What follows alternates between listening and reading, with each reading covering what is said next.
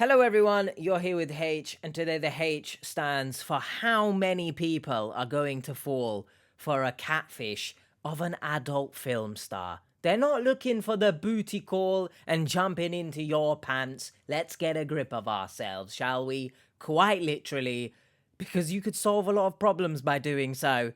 You know what I'm talking about? I was scammed out of £10,000 by a catfish conman posing as a famous adult film star.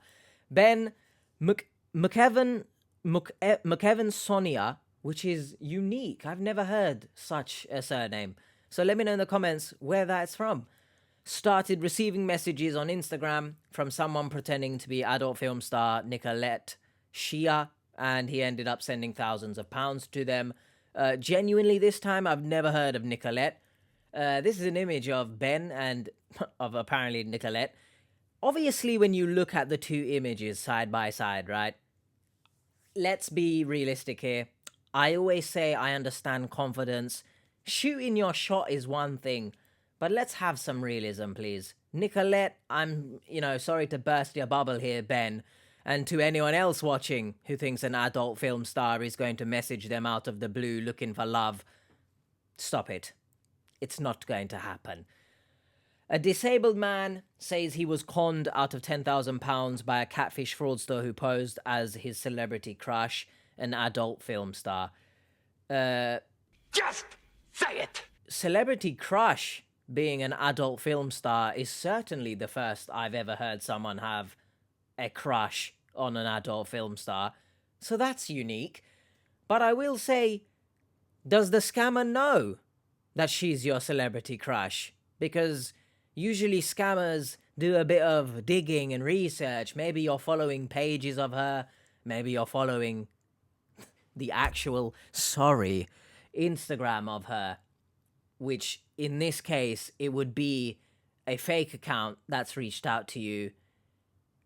And then you've probably been following the real one. So that in itself doesn't... Anyway. Mr. Krabs, I am so confused. Ben, 36... started receiving messages on Instagram from someone pretending to be Nicolette Shea, yes, who has featured in dozens of adult movies. Ben, who had his right arm and both feet amputated after suffering meningitis and septicemia as a baby, said he was feeling lonely and suffering from low self-esteem after a recent breakup, so he just wanted someone to talk to. And that someone apparently would be your celebrity crush. Because that makes sense. You quite literally thought you was in a movie, Ben, didn't you? Now, obviously, my condolences for what you have gone through. And after a breakup, I can understand being lonely and suffering from self-esteem. I, in the past, have been cheated on. And you have to allow me, because I haven't said that in a while, actually. Regular peeps who watch the channel. I completely understand, and I do appreciate the need to just talk to someone, but if we're being honest, why couldn't you just talk to friends or family, perhaps?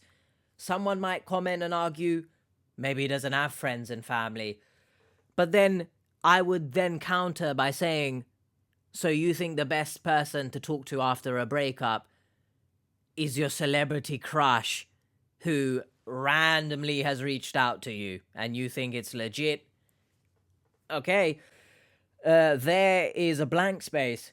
As time went on, as time went on, I thought of this joke. The blank space represents what's going on in Ben's head. This is great banter. Ben and the fake Nicolette began talking about starting a relationship and building a life together. The scammer even said they wanted to move to the UK to be with Ben. That's great. However, after a couple of months, Nicolette began to ask for money, claiming she needed it for funeral arrangements following her father's death. Ben sent the scammer around £200 each month, all from his disability benefits, and occasionally sent larger one-off sums too. He estimates, not estimates. Why did I say it like that? He estimates that in the year the relationship lasted, He was scammed out of £10,000, but Ben eventually began to notice red flags and cut off communications with the scammer.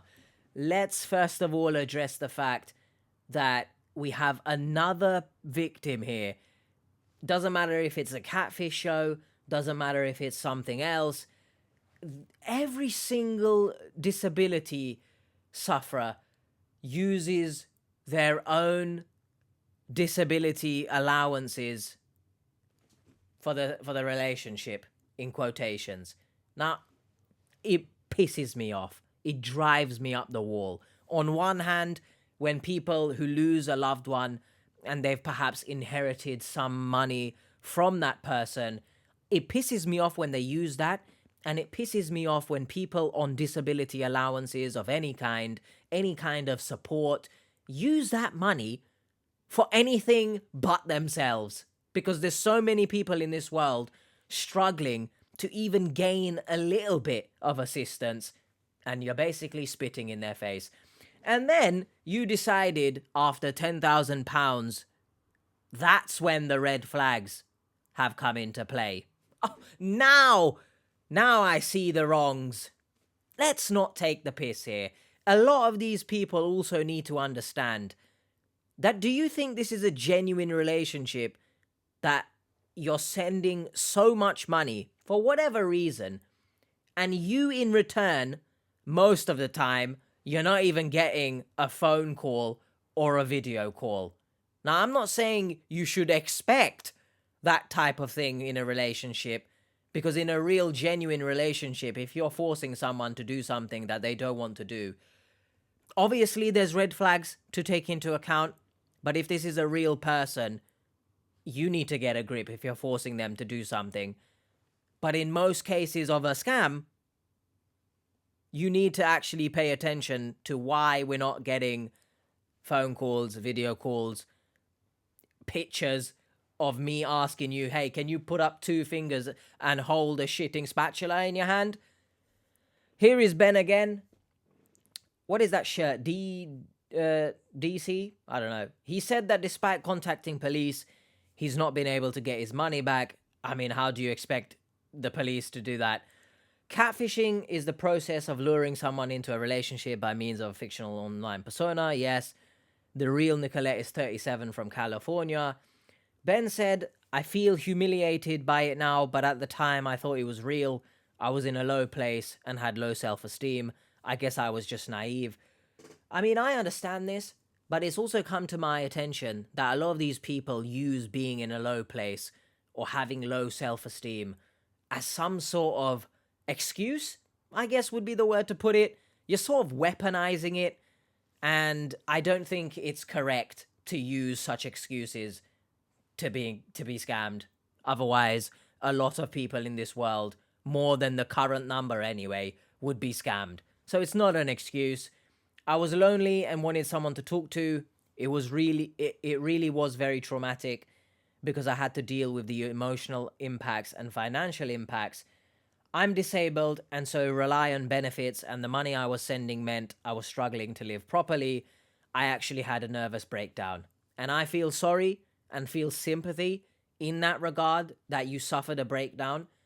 But at the same time, it was you that sent this money, and you recognized, I'm assuming, that you were struggling as a result of it. So when were you going to stop? Where were we going to draw the line? And it's why some people say I'm a bit harsh on these victims, but where are we drawing a line when they've pissed away everything and they need extra support from the government? Is that where we're going to draw the line, when they are literally struggling AF? Come on. Here is a shot of him looking into the distance for some reason. Ben said he and Nicolette were messaging for around a year, but whenever he asked for a phone call or video call, she'd say no. And then he started to grow suspicious after he started to see articles about scammers online. Ben said, I noticed that they would have an excuse every time, and I actually started coming across articles online about scams, so I just cottoned on to the fact that this was the situation. Due to stress caused by the scam, Ben moved out of his home in Bradford, West Yorkshire, and back to Taunton, Somerset, where he grew up, so he could start his life again. He said the police launched an investigation, but the scammer couldn't be found. I'm not sure what type of police he reached out to, because if it's the regular, schmegular UK officers walking about the place, yeah, I don't know what you think they're gonna do. But here he is again. Help me! Help me! I confronted the scammer, but they obviously denied it, and then the conversation went dead. Ben added, he spoke to the police. They told me that these scams are happening a lot, particularly romance and celebrity ones. These scammers prey on the vulnerable, and unfortunately, I was one of those people at the time. It's sad that people take advantage of other people's good nature.